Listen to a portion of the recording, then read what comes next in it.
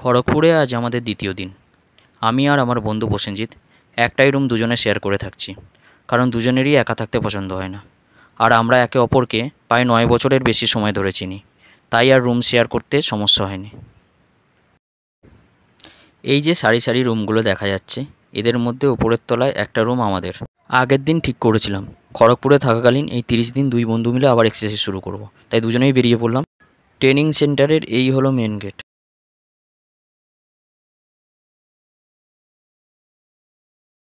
আমাদের ক্যাম্পাসে জল না থাকায় অডিটোরিয়াম রুমের কাছ থেকেই জল ভরে নিলাম।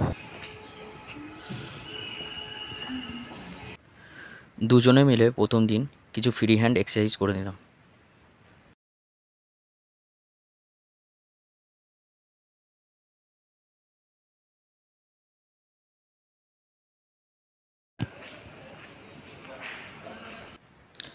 অতপর রুমে কিছুক্ষণ রেস্ট নিয়ে ডাইনিং হলের কাছে গিয়ে সকালের চা খেয়ে নিলাম।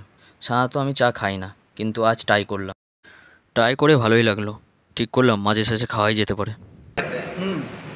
तो बेंगोली आता है ना, बोलेंगे तो ना ना ओ चा क्या है? हाँ। ठीक है, चाय एक अनुभूति।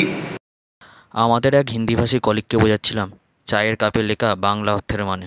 মানে ए चा है। अच्छा, चा का डेफिनेशन चाय क्या है? हाँ। तो चाय अनुभूति है। हाँ, उसके बाद क्या लिखा है? देखिए हम बोलते हैं उन्हें, उसके बाद ये माने मजा में चा, अच्छा। आनंद जो आनंद आनंद में चा, में चा, हाँ। कष्टो चा, हाँ। कष्टे चा, बाला चा, हाँ। रागे रागे रागे चा, गुस्सा में, रागे चा, हाँ। चा। बिरकाम में चा, हाँ?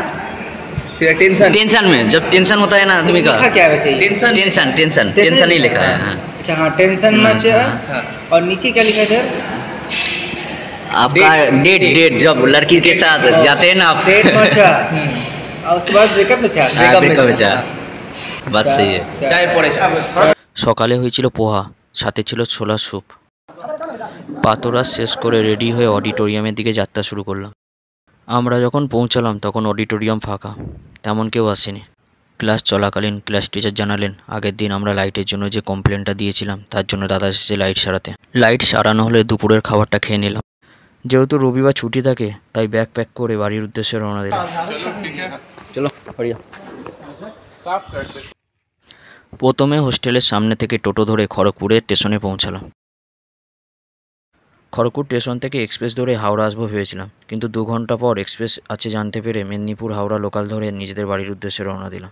এই ছিল দ্বিতীয় দিনের অভিজ্ঞতা।